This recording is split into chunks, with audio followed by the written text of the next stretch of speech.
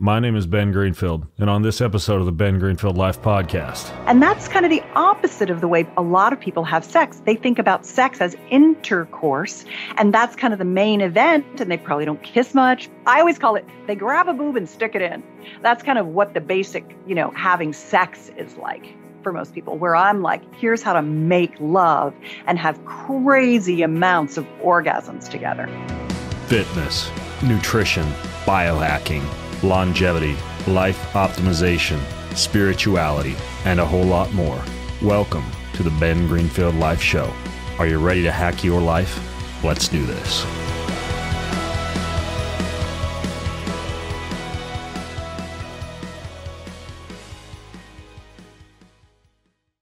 Welcome to a very special episode of the Ben Greenfield Life Show. Maybe a PG-13-ish rated episode for which I feel like I should probably talk in a low and sultry voice, because this is the best of intimacy and biohacking sex.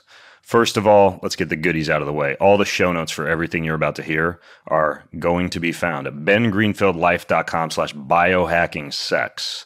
That's bengreenfieldlife.com/biohacking sex.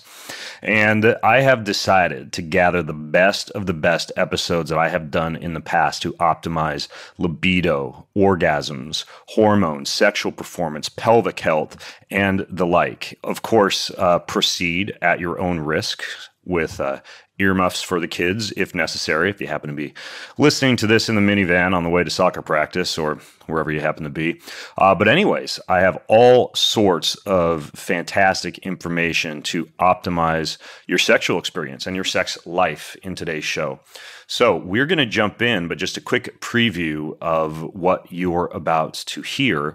We will be discussing getting better erections naturally, how cannabis can enhance the sexual experience, how to have more sex in your marriage, how nitric oxide could actually work in a very unique way, and how to use it scientifically, optimizing libido in men and women, how to thrust in time. I'll let your imagination go where it wants to go with that. The correlation between breathwork and sexual performance, wine for better sex. Does having sex before exercise impair performance, and a whole lot more.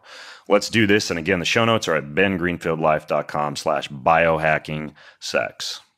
In this first snippet, how cannabis and women can enhance sexual experience and how to have more sex in your marriage, taken from Q&A 431. Here we go. Something interesting related to cannabis. And this was an article that came out on Project CBD on women and cannabis. Well, it turns out that in women, and especially older women for whom sometimes libido tends to wane a little bit, some of the research on cannabis shows that it is one of the best, especially in women, not so much in men, because in men it can be a little bit estrogenic. It can kind of reduce libido a little bit, reduce drive a little bit. And that's because it's kind of a female plant, cannabis is, and has these estrogen-like effects. But in women, the effects on orgasm length, pleasure during sex, libido, and everything you'd be looking for from a canna sexy standpoint is very much enhanced via the use of cannabis, particularly prior to any type of erotic stimuli.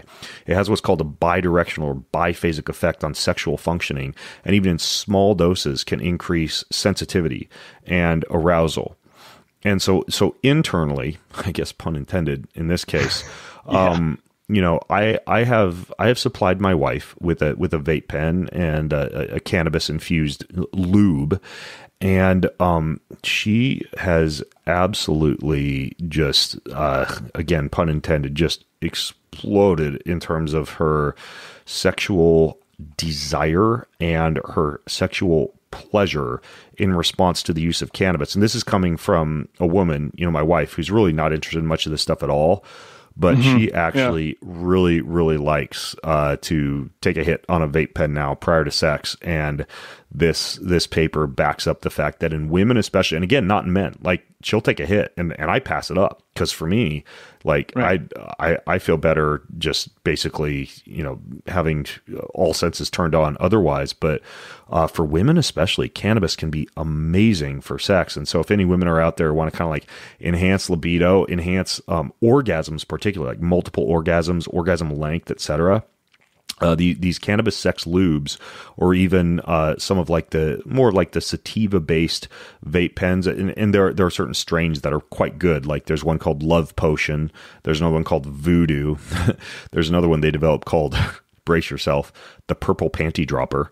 And these are specifically designed for women's sexual enhancements. And when it comes to juicy sex, it seems that cannabis seems to turn things up quite a bit. So yeah, it's like, men, go get your ladies some CBD. Ladies, get your men a nice juicy ribeye, and you're good to go, man. Yep, exactly. Whereas for me personally, sometimes I'll basically do something that is a little bit more elevating prior to sex. Like sometimes I like this kava stuff. It's a little bit more energetic strain of kava. Sometimes I just like to have like an afternoon cup of coffee. Sometimes any type of blood flow precursor like beetroot. I have a bunch of recipes in Boundless for different kind of like you have pre-workout stacks, pre-sex stacks. So I tend to go for something more energetic, and I think that works out better for men. But for women, there you have it. And related to that, I've got one more for you. I discovered this guy named Adam Lane Smith. He's got some pretty good articles on his website, but one in particular is how to have more sex in your marriage. How to have more sex in your marriage. How to have way more sex in your marriage is the title of this article that he wrote. And I read the article. I tried the strategy that he outlines in the article, and it works like gangbusters. So I like that you're doing like in-field testing of this stuff, Ben. Right. Yeah. It's very important that I do personal research on this. So basically it all comes down to this. If you want to increase her sex drive by developing emotional intimacy with her through trust and respect, through making her feel more valuable and more useful and more secure to keep coming back for sex, based on this idea that emotional intimacy, especially for women, is a strong aphrodisiac. What you do is, if you have a problem, guys, you go to your woman and you share with her the problem that you are experiencing. You state what you're feeling about that problem. Like, I'm really feeling confused about this, or frustrated about this, or lost trying to solve this issue. You explain your solution. So, babe, what I'm thinking about doing is XYZ, and then you ask for feedback on that solution. Like, so what do you think? What do you think I should do? And I've been pulling this out on date nights. It's not just for sex, also for conversation and for emotional intimacy. I mean, this isn't just so I can get laid. It's a good clarifier. But basically, this idea of vulnerability seems to turn women into like happy sex leopards. So yeah, I haven't heard it. And I don't know I don't know if we're offending women by with this kind of chatter. But I would hope not. But yeah, guys, if you want your woman to be more turned on and more attracted to you, be highly vulnerable and take problems you're experiencing rather than think you're going to annoy her by sharing problems. Share your problem, state your feeling about the problem, explain your solution, then ask for feedback on your solution, and it works. I read the article. I'm like, yeah, everybody knows this, but then I actually tried it intentionally, and it actually works quite well. Coming up next, the surprising truth about coffee and heart attacks, how sulfur can rescue your arteries, better erections naturally, and a whole lot more were all discussed when I interviewed the natural heart doctor, Jack Wolfson. And today we're going to dive into what he had to share about getting better erections naturally. Those salivary nitric oxide tests are pretty cool. I interviewed Dr. Nathan Bryan about nitric oxide a few years ago. And after I did, he was like, well, you can test it. And he sent me some sublingual nitric oxide tablets, which are amazing. I mean, like, I've used Viagra before, And I've also dissolved those tablets in my mouth. And, for something, for a test, like let's say for sexual performance, a couple of those nitric oxide tablets just dissolved in your mouth seem to induce the same type of erectile benefits as something like Viagra. So that's a pretty good clue that they're doing something as far as vasodilation and the reduction in the resistance of blood flow and an increase in nitric oxide when you consume them. But he also sent me those little test strips. I think they were salivary, like you mentioned, in the mouth, and they turn a different color based on the amount of nitric oxide that you produce. So am I thinking of the same thing? Yeah, no, that's definitely what it is. And let me tell you a little story. So Viagra was not invented as an ED drug, and Viagra was supposed to be a blood pressure lowering drug and a drug for angina. So what happened was that the pharmaceutical companies know that increasing nitric oxide would be beneficial and potentially would be a new blood pressure drug. Raise nitric oxide, lower blood pressure. Obviously, we'll talk about ways to do that naturally. But the pharmaceutical company, Pfizer, they're doing the studies on this new pharmaceutical, and they find that it's lowering blood pressure in men and women. But then they also find that the men have this particular interesting side effect. And some women had it as well, as far as clitoral enlargement and blood flow, and therefore better orgasm for the female. But in the men in particular, they noticed this very interesting thing where the men they're looking for side effects, right? Nausea, vomiting, diarrhea, constipation, cough, infections, whatever. But the men start checking off this box for better erectile function. So Pfizer says, who cares about another blood pressure drug, a new blood pressure drug, an anti-anginal drug? We've got Viagra, and that's how Viagra was born. But you're right, men are not deficient in Viagra. They're deficient in the things that would increase nitric oxide naturally. But then further to segue about pharma, when I was in the late 1990s, with some of my medical residency buddies, and we're in the doctor's lounge, and the reps for Pfizer would come in and they would just throw Viagra all over the table. And, they're like, here, guys, go try it out, go do your thing, see what happens. And of course, start prescribing it for patients. So it really was, the creation of a multi, $100 billion drug, many times over. And there's different options. And again, I'm not opposed to the use of those pharmaceuticals for a whole variety of measures. But again, pharma should always come at the end of the game, not at the beginning. The beginning of the game is all the things that we talk about: eat well, live well, think well, and the test, don't guess, and the biohacking strategies, evidence-based supplements. There's a time and a place for modern medicine. God bless the men and women who, I'm not here to trash them, but they got, the men and women who work in emergency and trauma. But for everything else, medicine's a total failure. And I realize we're bouncing all over the place here. And don't worry, I got some stuff I want to come back to about the glycocalyx. But to stay on this topic of nitric oxide, I've always had better results with nitric oxide supplements, whether it's beet powder or these dissolvable nitric oxide tablets. I've even chewed, I don't know if I should be doing this, but I've chewed on the Calroy one, the Vasconox Calroy one for nitric oxide. I feel like I get a better release when I'm chewing or dissolving nitric oxide precursors in my mouth.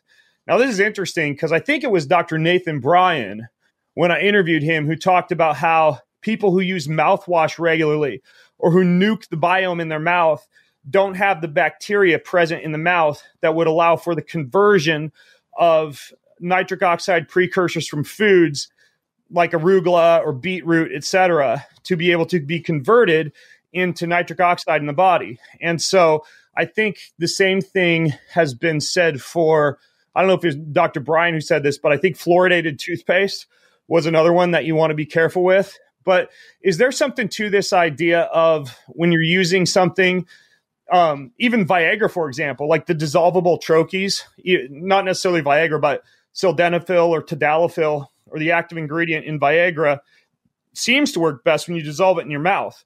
So what's going on as far as, and this might just be myth or my own perception, but a better response to nitric oxide supplements or pharmaceuticals when you dissolve them in your mouth? Yeah, well, kind of two different things right there. And again, your understanding of that is totally spot on. And yeah, when you destroy the gut, the oral microbiome, the gut microbiome, all bets are off on all this stuff. So we rely on the oral microbiome in order to turn food-based nitrate into nitrite. And if you're deficient there, what's so beneficial about the Vasconox product is that it is potassium nitrite. So you're kind of bypassing that one step of oral conversion, nitrate into nitrite. In addition, you're getting all the potassium, which has an infinite number of body benefits. We always talk about magnesium and other supplements. We invariably forget about potassium and the importance thereof. And actually, Vasconox is a great source of potassium inside the potassium nitrite. So that's going to be beneficial there. And then it's very important to have the acidic stomach in order to convert the nitrite into nitric oxide and therefore absorb. Now, why don't people have acidic stomachs? For all the reasons that you already know, why people have low stomach acid levels from all the different pharmaceuticals, from the fluoride that inhibits the proton pump, from high chlorine, from the antibiotics. I mean, so many different things that destroy all of that. And invariably, having a good oral microbiome, not using mouthwash, all the things that we do inside of Eat Well, Live Well, Think Well, everything helps everything. Now, in the case of sildenafil, what the troches would do is that it just allows for faster absorption. It's not going to work. It's not better efficacy, but it's going to be potentially quicker because that doesn't require any kind of activation process. It purely is a bioavailability. And I think in a lot of ways it's a marketing ploy, right? Because nobody wants to take Viagra an hour before sexual activity. They want to take it like immediately and then be sexually active. Listen, I do want to, say one comment too to everybody. As it relates to, the stress that everyone is under and sexual, libido and erectile function, that it is much more likely to be a brain issue as opposed to a circulation blood flow issue. The brain has to be optimized in a variety of ways. When you're metaphorically getting chased by a tiger, right? In our paleo days, we're getting chased by a tiger. You don't stop to check out the scenery. You don't stop to check out the beautiful, woman when you're running away from a tiger, because those people have been naturally selected to be dead. They were eaten by the tiger. When you are running constantly on this, crazy stress life that everybody lives, geopolitical issues, when's the next pandemic, what's going on with my job, this, that, all these things that are going on in our lives, constant stress, high sympathetic tone equals no libido, no erectile function. Why is sex always better on the weekend, on vacation? Stress levels tend to be down. Focus on that as opposed to what's the next kind of way to hack the system, because you got to fix this system up top first. Sex expert Susan Bratton is a very dynamic and engaging personality, as you're about to hear. She specializes in libido in men and women. She has a whole host of different ebooks that my wife and I have gone through. We actually have them all printed off, and they happen to be in the special drawer in our bedroom. And Susan talked with me about orgasm enhancement, blood flow, nitric oxide, red light therapy, yoni steaming, prostate massage, and a whole lot more. So here we go. So many people are like, my hormones, there's something wrong with my hormones. I don't have any libido. And I'm like, it's actually probably not your hormones. Although if you took some testosterone, you'd be hornier than ever. Yeah. But it's your physical body and your physical energy are the other side of the same coin of your libido. So, I practice sex. I have sex dates. I have research partners. I have lovers. I have my husband who is my muse. And all of those, you said, how do you make it sexy when you're trying a new sex position? You got a book laid out in bed. I think that for a lot of couples, getting the ideas from me of what should we do to keep our sex life fun? What could we be learning? What's new for us is what I spend my time doing. You said I sent you a bunch of little books. I always think it's the little hinge that swings the big door with regard to sex. It shouldn't be something overwhelming. Like one juicy position that you've never tried, and here's why it's good, or one technique. Or when I sent you those books, I actually put them in order for you. And I said, first do the soulmate embrace, then learn the sexual soulmate pact, which is how to ask for anything you want or need or talk about anything in the bedroom with total confidence. So I've written 35, 40 books, but they're always small books because I think that when you give people techniques, whether they're communication techniques, oral pleasuring, sex positions, intercourse techniques like thrust and time, that thrust and time, that little technique, and most of my books are free. I have advanced orgasm skills that are what I charge for, online programs where people learn an actual orgasm technique. But little techniques like thrust and time or sex positions, 7 positions, or things like that, those are things that the minute you get it and you try it, like you did with thrust and time, you had an instant win. You were like, oh, she really liked that. That's now part of my repertoire. That Susan Bratton knows what she's talking about. What else does she have? It's like that. So what I do is I get up and I work out and then I write sexy things. By the way, I'll give you an opportunity here in a little bit to explain what thrust and time actually is, because I'm sure everybody's wondering right now. And don't worry, Susan and I are going to get into talking about some of the toys and positions and like the logistics and the ins and outs, pun intended again, of some of this stuff. But I have to ask you, I guess, Susan, one of the things that I'm curious about, and this is relevant, I suppose, to just what comes before sex and is a little bit more of a big picture question. I had originally thought about asking you like, oh, well, how often should you have sex? And, what's the average, number of times per week that, like a married couple, like my wife and I have sex. But, as you noted to me, it's going to be highly variant, and we never want to like guilt trip people into thinking that, they got to do it 1 or 3 or 7 times or whatever, because that's what your neighbor is doing. But I am curious about the difference between males and females, particularly when it comes to arousal patterns, because I think a lot of people don't really understand that. And I'd love to hear you get into that a little bit. So there is a big difference between male and female desire and arousal, and even libido. I like to think about libido, desire, and arousal as like 3 concentric interlocking circles, like a Venn diagram, where libido is that body-based energy that you have when your gut microbiome is good and you're making all your hormones and you're making all your neurotransmitters so you feel good and you have plenty of system resources. Then you have desire for sex. When those are minimal, your desire for sex goes down. Mm-hmm. So a lot of times when people think it's their hormones, half the time it's their gut microbiome that's the problem, right? They're not operating well. And then desire is really when people say, oh, your brain is the biggest sex organ. Desire is, how do I feel about myself? Do I feel beautiful? Do I feel sexy? Do I like the way my genitals look? Do I feel turned on by life? And then arousal is how we get turned on, the way our body gets into turn on and gets really turned on. And that actually comes back to blood flow as much as it comes back to any of the things you're thinking. And the one thing that I think people really don't understand about turn on and arousal is that when men get turned on, they get turned on pretty quickly. They have the benefit of something called hemodynamics. It even sounds masculine, but it just means blood energy, the flow of your blood. Right. And the chambers in the penis, they're like a straight shot, and the blood runs in. They think turny-on-y thoughts, and their penis goes boing, and they're turned on, and they're ready to go because every day you get a really nice bath of testosterone that makes you horny.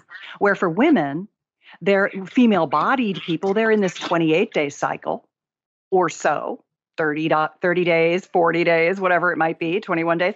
And so they're going up and into estrus and out. So they're more turned on at different times of the month, though they could get turned on at any time of the month.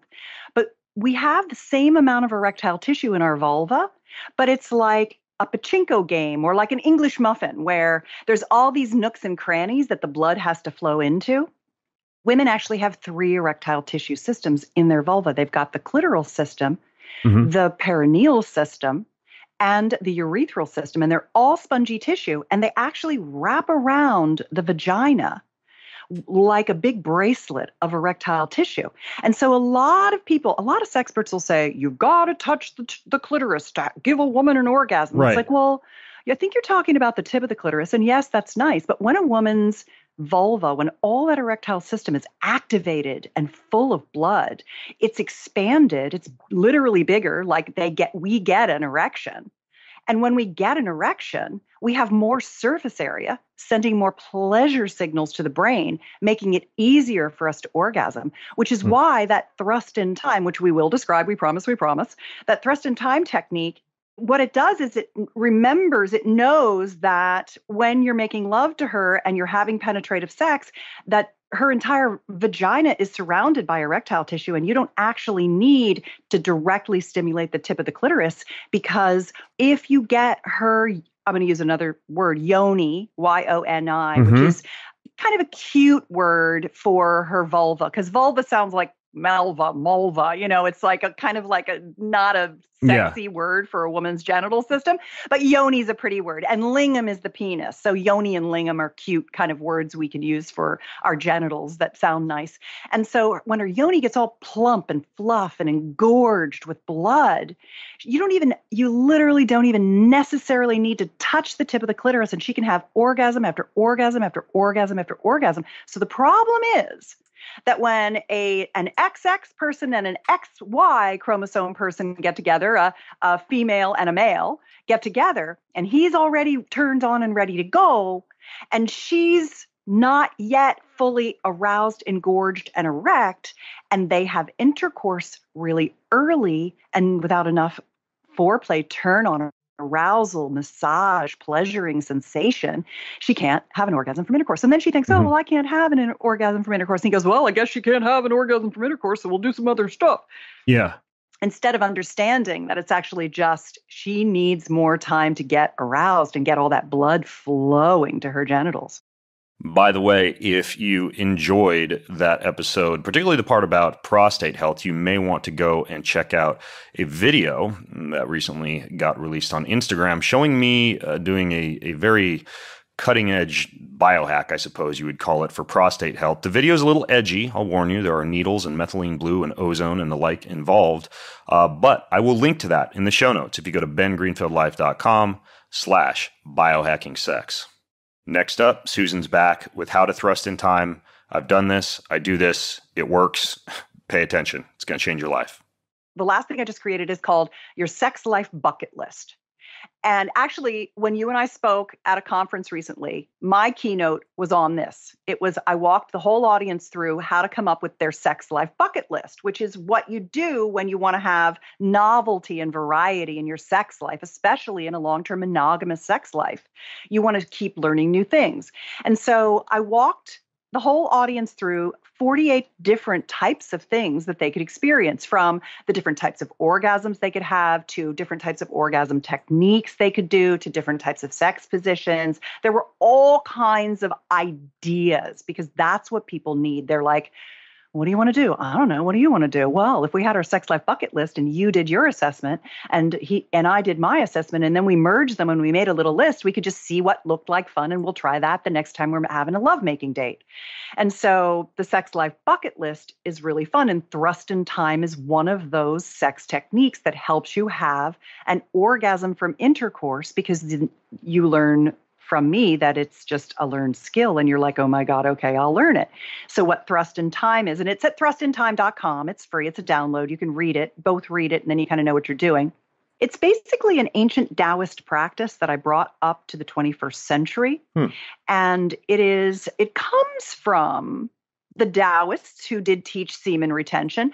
I found that there are about 5% of men for whom semen retention is really good, and about 95% of men who are like, I really like to ejaculate. And I'm like, you do you. Everybody's different. Sex is a bell curve. So this is not a semen retention. What this is a stamina technique for men, because 1 in 4 men would consider themselves premature ejaculators. They come before they want to. And many men just simply want more stamina. They want to last longer. They don't think they have a problem, but they just want to go and go and go and go and really, really, really satisfy their woman. And they understand that it takes her a while to relax and get in the groove and start to come. And once a woman starts to come, she can keep coming and keep coming. I can come for an hour straight, The only reason I stop is because I need to get some water and take a break and just take a rest. So we have this unlimited ability to orgasm. And that's what this technique gets you into, is this experience where she's just coming and coming and coming from penetration. And it's a counting technique. It's a stroke technique. It has both what I would call the shallow or short strokes. They're not fast, though. They're slow. And long, deep strokes, but not super deep and not slammy and not hard. I'm talking about you are smooth. And the idea is that it's a series of, it's based on tens. So you do, when you enter her, you barely enter her. And that introital sphincter, the opening to her vagina, is a round sphincter muscle. And it's where women experience the most painful part of sex if they're having painful sex. And so it's something where, the masculine, you're just full speed ahead and you're like, you want to plunge inside her. But the problem is that that's a lot for her. And so as the masculine, you need to slow way down and almost tease the opening with just the most delicate little, like, hello, knock, knock, knock. I'm here. Let me in, so that she relaxes and opens. So you're not forcing your way in. She's almost pulling you in. You're at the opening and you're creating this desire for her to want you inside her, where she opens and takes you in. And so you do these really slow 9 little shallow slow strokes, and then you give her one nice long deep stroke, and then you pull it out. And then you do 8 shallow strokes, and then 2 nice deep strokes. And then by the time you get to 4 and 5 or 5 and 4, and you give her those really nice deep she's going to be begging you for more, and you're not going to give it to her. And pretty soon you're just going to stay on the pattern 3 and 8 and or 3 and 7 and 8 and 2. And at some point she's going to have an orgasm just from penetration without any other, if you've done a good warm up. Because and there's one thing I want to say about the warm ups. Touching the clitoral structures from the outside, using your fingers, your tongue, going down on her, giving her a yoni massage, using a vibrator to get all that tissue really going. All of those things are really good. But there's also everted clitoral erections. Everted means from the inside out. And that's where nipple stimulation and kissing come in.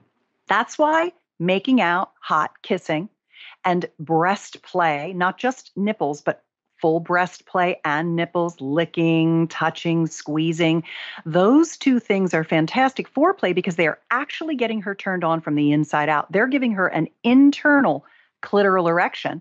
And then when you go down to the vulva itself and you're massaging and kneading and stroking and sliding, and then you've got your tongue in there, and then you've got tongue and fingers, before you ever get to anything like thrust and time or penetration, she is all nice and warmed up and plump and engorged, and she's got her erections.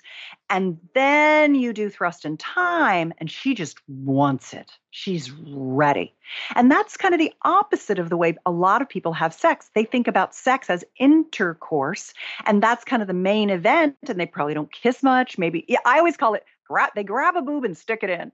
That's kind of what the basic, having sex is like for most people, where I'm like, here's how to make love and have crazy amounts of orgasms together. Next, we're going to dive into the correlation between breathwork and sexual performance. As you listen in, I recommend that you check out, and I will link to this in the show notes at bengreenfieldlife.com/biohacking sex, 2 different apps, one called The Breath Source, one called Othership. Both have partner-based breathwork sessions that my wife and I do that I highly recommend you check out. A transformative experience with your partner if you combine breathwork with lovemaking and foreplay. I've found that sometimes the relaxed exhale that occurs after that is similar to like when you're doing, let's say, progressive neuromuscular relaxation to say, achieve better sleep onset, and you're kind of squeezing the toes, then relaxing them, then squeezing the calves, then relaxing them. The post contraction relaxation seems to be more pronounced than a relaxation without a contraction that occurred before it. And so I sometimes find I can relax much more deeply into the exhale hold if it's followed by some kind of a real intense contraction on the inhale hold. So that's one reason. The other reason is I have found there to be a direct transfer between focusing on and being aware of and contracting and relaxing the pelvic floor musculature, including all the muscles around the perineum, the urinary sphincter, etc., and orgasmic quality. Meaning when I've gone through a period of time where, for example, recently I just got done with 3 months of daily breath work while preparing for a freediving and spearfishing trip. And kind of the side bonus of that was that for about the last 2 months, my orgasms have been extremely long, extremely powerful, and obviously very pleasurable. And I think that there's something to be said for the transfer between breathwork and sexual performance, or particularly the activation of the pelvic floor muscles and some of those ejaculatory muscles for a guy. I would imagine some of the same could be said for women as well. But have you ever looked into the transfer between breathwork and sexual performance? Yes. As far as the working of the perineum, his name is not on the top of my head at the moment. You probably know who he is, but he's a right. Japanese gentleman that teaches about. Yeah, Montauk. Montauk, yeah. The guy who wrote The Multi-Orgasmic Male. Same guy? Yes. Yep, yeah. Same guy. Yeah, fantastic book, by the way. It is. And he talks about getting masturbation up to the point of ejaculation, but not allowing yourself to ejaculate and then doing it over and over and over and over. And I've done that practice actually for 30 days to strengthen my perineum and also understand what he was talking about of retaining that energy. And so the perineum and the sphincter muscles, what's cool about them, and this comes back to the orgasm, so we'll get back to that, but when you squeeze your perineum on an inhale hold, so you'll hear breathe in, pull the belly button into the spine, squeeze the perineum or root lock, and it pushes the coccyx bone up into the cerebral spinal fluid, pushes the cerebral spinal fluid up the spine into the back of the brainstem, puts pressure on the pineal gland, and the pineal gland holds what we know of as the God molecule, which is dimethyltryptamine.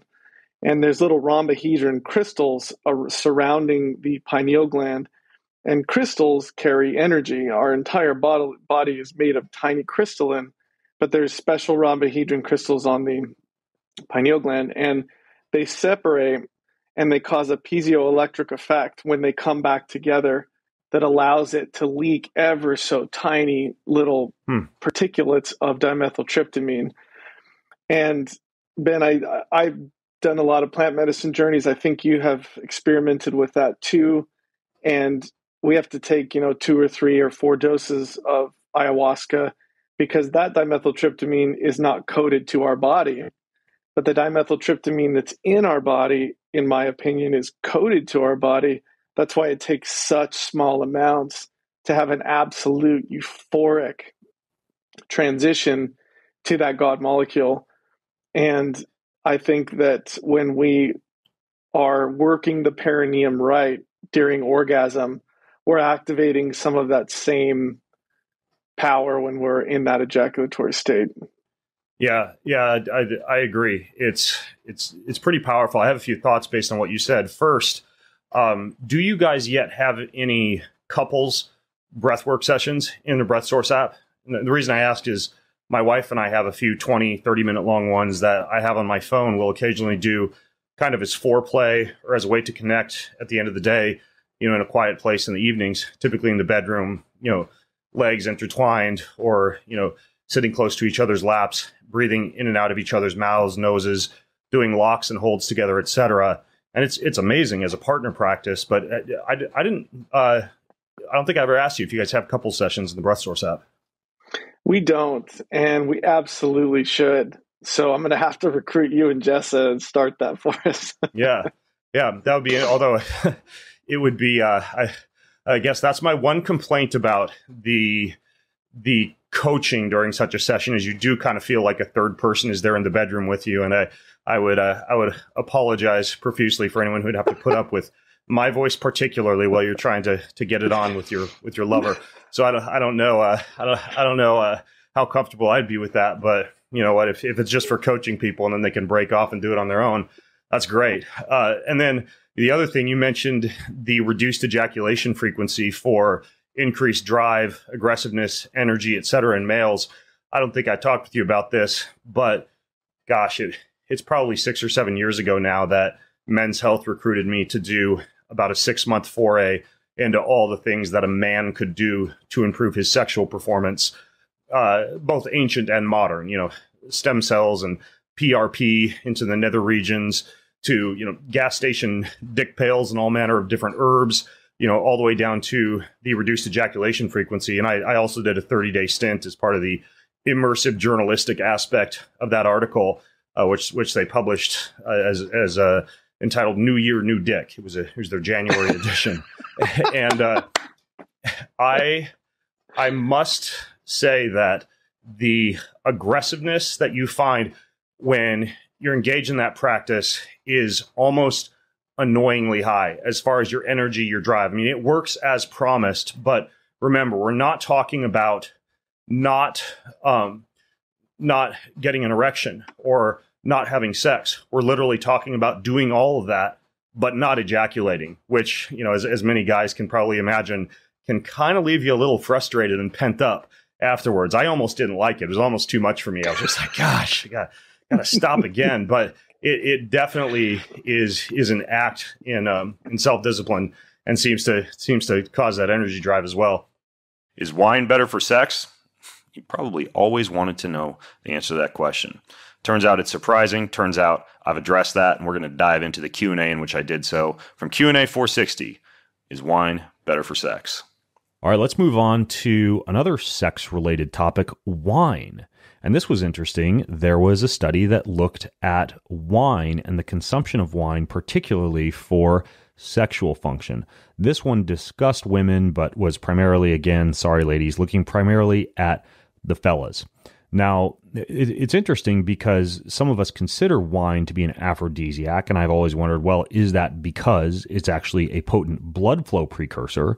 So much so that the cheap hack when I used to bodybuild was we'd drink red wine and eat dark chocolate backstage to allow for better vascularity. Or is it the relaxing component of red wine? Is it the fact that maybe you're in Paris at a fancy restaurant drinking wine on a hot date, and that's why red wine has the reputation as an aphrodisiac? I don't know what the answer is until I went through this study, at least.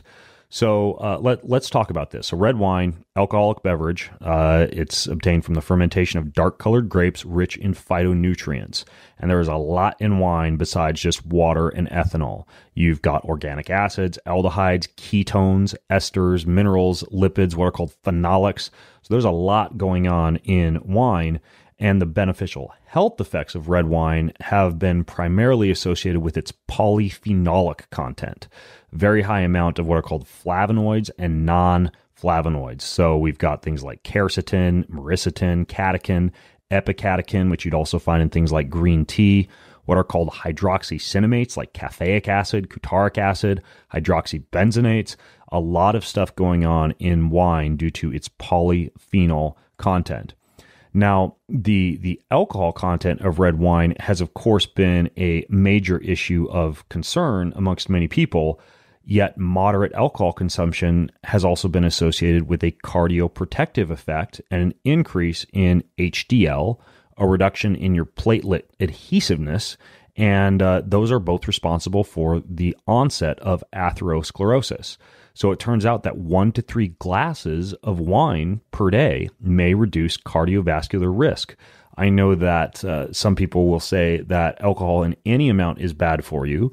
The studies being used to make that claim typically don't break out, say, drinking a glass of wine each night with dinner and being a teetotaler and having 7 glasses of wine all in a row on a weekend. It's important that wine be consumed in small doses. Any alcohol be consumed in small doses, a small hormetic dose, so to speak. This would be the same as, say, running 25 miles on the weekend versus running 3 miles a day. Your body's going to be able to handle that far differently. So the polyphenols in red wine are incredibly high, especially if it has a lot of the skins, a lot of the seeds. If it's a very tannic wine, I always choose biodynamic or organic wine, such as you would find from the countries of France or New Zealand or Italy. Those tend to be 3 safe countries that use fewer herbicides and pesticides, that often also use dry irrigation methods that result in higher antioxidant content of the grape, sometimes lower alcohol content. You can find a lot of this information in the podcast that I did with Todd White, who has a company called Dry Farm Wines. I've been a subscriber to their wine service for like 10 years. I think it's around 6 or 8 bottles delivered once a month to my house, all organic, biodynamic wine. So this study said, well, if wine's got all these things going for it, what does it do when it comes to fertility, sexual desire, sexual function, spermatozoa, which as the name implies, can be correlated with the quality of your sperm, and just overall sexual function. So they took all of the studies out there that have been done on red wine related to sex, and they found some interesting things. So first of all, red wine appears to, in a dose-dependent manner, affect your follicle stimulating hormone, testosterone, and prolactin levels. And this is a lot of studies that were done in male rodents, but it appears that all of these could be beneficial when it comes to restoration of erectile function. They've also found that red wine can cause a reduced amount of the breakdown of nitric oxide, the same reason people would take, say, Viagra or sildenafil to increase nitric oxide, where the polyphenols in red wine seem to allow for some smooth muscle relaxation, what's called the corpora cavernosa of the penis, and also increased penile vasodilation. Now, I don't know if I necessarily need to be drinking a lot of wine, as I just got a massive amount of stem cells injected into my own nether regions. Nonetheless, if in the absence of stem cells, red wine appears to be a pretty good idea when it comes to the polyphenol content and what that does to both your endocrine system as well as your balls when it comes to better sexual function. They've also found that the antioxidant properties and polyphenols found in red wine are positively correlated to serum testosterone levels. This is interesting. Most people tell you if you're going to drink alcohol, it will suppress your testosterone levels.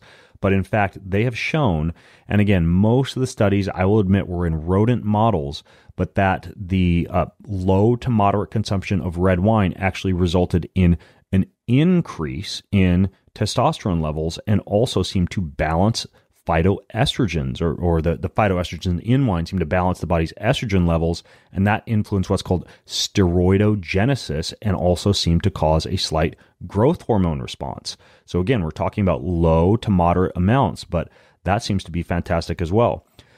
They did look a little bit at women, and they showed sexual desire and vaginal lubrication to be higher in women who consumed around a glass of wine a day. And it was actually better than women who consumed a whole lot of wine. So again, a little bit of a trade-off here when it comes to the amount of wine that you're drinking. If it's a giant fishbowl-sized glass of wine or multiple glasses or half the bottle, probably not. As a matter of fact, that appears to decrease female sexual function or the quality of female sexual function. But in small doses, again, around a glass a day, it seems to be beneficial for women. So hooray. Hopefully I'm making a lot of fans with what I'm saying about wine here. And again, we're all talking about low to moderate amounts, and this may vary from person to person depending on your ability to be able to metabolize alcohol. There are some genetic components here, but we're painting with a broad brush across a lot of studies. You should also note that chronic alcohol intake can reduce testosterone levels, impair spermatogenesis, and decrease testicular volume. Now, note that I said alcohol intake, because if you isolate alcohol and give it to a human being in those doses, it doesn't appear to be beneficial. But then when you combine it with the wide host of polyphenolic compounds in red wine, those appear to be protective against the actual effects of the alcohol. So, in a nutshell here, or in a grape shell, or grape skin, I should say, what it appears is that red wine intake seems to be beneficial for male reproductive function and sexual function in low to moderate amounts, and the same seems to be able to be said for women, at least when it comes to sexual desire and vaginal lubrication. So there you have it. It turns out that when I was drinking red wine backstage when I used to bodybuild and found it to be incredibly vascular, that it seems to have that same effect in the bedroom, so to speak. So everybody rush out and grab your low to moderate dose of red wine. Age-old question. You got that competition coming up. You got that hard workout. Do you have sex or don't you? Well, you're about to find out in this snippet from Q&A 428. Interesting study that came out just this month. This is the age-old question that I'm sure, especially, it seems like more men ask this question than women, although it's of course relevant to any female athletes and exercise enthusiasts as well. And that is the topic of sexual intercourse before exercise and whether it has a helpful effect, a null effect, or a detrimental effect. And it turns out that a journal wound up doing a small study, admittedly small study, with 50 men, physically and sexually active men. And what they wanted to study was whether sexual intercourse could harm athletic performance, a long debated topic since sports competitions were first invented, and also a topic with a relative lack of solid scientific evidence. See what I did there? Solid scientific evidence. Oh yeah, I'm gonna definitely pun the hell out of this one. So anyways, these physically and sexually active men, what they did were weight training sessions, 3 different weight training sessions. All sessions were at the same time of day, and they tested their maximum weight for 5 repetitions of the squat with a total of 5 sets. So a 5x5 max rep squat. That's not a routine for anyone who's faint of heart. That's pretty tough to throw weight on your back that's close to your maximum weight. Do 5 reps, do 5 sets of that. But then they also measured their performance in that either after participating in sexual intercourse the night before or abstaining from sexual intercourse the night before. And they actually measured the duration of the sexual intercourse with a stopwatch. I don't know if anyone would like to guess about how long the mean duration of sex was before I reveal it to you. But it was, drumroll please, 13.8 minutes, plus or minus 3.5 minutes. So that was the average amount of time that physically and sexually active men were engaged in sexual intercourse. I have no clue if that includes foreplay, if that's simply mean time of thrusting, or what exactly they were measuring. But anyways, what they found was that the mean lifted weight when these gentlemen were abstinent was about 109 kilograms. 109 kilograms. And if you'd like to know what that is in pounds, just so you guys know, the quick math there is you multiply by 2.2. And so they were doing about 240 pounds or so. Now, after they had sex, same workout, and that this they isolated for issues like being fatigued, etc. These guys were recovered, all that jazz. So it actually dropped. Their maximum weight lifted dropped, and it dropped significantly by almost 10 pounds. So to 107 kilograms, which I believe is, what's that? What's 107 kilograms come out to approximately? If 109 kilograms was about 240 pounds. So they had 235 pounds-ish, somewhere around there. So 5 to 10 pound drop in squat performance. Now, I don't know about you, but I would say that unless you're an elite athlete, if you have the choice between abstaining from sex or engaging in an enjoyable activity and your maximum squat dropping by 5 to 10 pounds, I don't know about you, but I'm just fine having sex if I can't do my max squat quite as heavy the next day. It wasn't that significant, especially considering these gentlemen were engaged in sex for about 13 minutes. If you are in your exercise session, for example, for the physical benefits that you might derive from it, the metabolic benefits, well, you could say, hey, I squatted 5 to 10 less pounds, but I also exercised for an extra 13 minutes last night. So it could be all a wash, unless you're a professional athlete. But I mean, if you are one of those people doing, I don't know, triathlon, CrossFit, Spartan racing, anything else for which you want to just show up and be just absolutely stellar the next day, maybe you should abstain. Or, and here's where my mind goes, all the evidence that I've seen on increases in testosterone increases in kind of like aggressiveness, libido, etc., seem to correlate to no ejaculation sex. Meaning, I wish they'd have tested a third group in which they had sex without ejaculation. Because if any of you guys have tried that, I guess it's an ancient Eastern practice of a no ejaculation for like a month, which I did a couple of years ago. Oh my goodness, you feel like you want to just, pardon the expression, just like rip somebody's head off by the time you've gotten through the course of a month of that. So maybe the rule is here: A, don't have sex if you really want to perform well and exercise the next day. B, do have sex if you don't care and you just want to enjoy yourself. And C, if you want to be an absolute animal, have sex, but fellas, don't ejaculate. All right, folks. I hope you learned a little bit. I hope your sex life gets better from what you've just learned. And I hope you check out the show notes where I've gathered quite a bit of additional helpful material for you. All of it is at bengreenfieldlife.com/biohacking sex. Thanks for listening. Do you want free access to comprehensive show notes, my weekly roundup newsletter, cutting edge research and articles, top recommendations from me for everything that you need to hack your life, and a whole lot more? Well, check out bengreenfieldlife.com. It's all there. bengreenfieldlife.com. See you over there. Most of you who listen don't subscribe, like, or rate this show. If you're one of those people who do, then huge thank you. But here's why it's important to subscribe, like, and or rate this show. If you do that, that means we get more eyeballs. We get higher rankings. And the bigger the Ben Greenfield Life show gets, the bigger and better the guests get, and the better the content I'm able to deliver to you. So hit subscribe, leave a ranking. Leave a review if you got a little extra time. It means way more than you might think. Thank you so much. Want free access to comprehensive show notes, my weekly roundup, cutting edge research and articles, my top recommendations for everything that you need to hack your life, and much more? Visit bengreenfieldlife.com.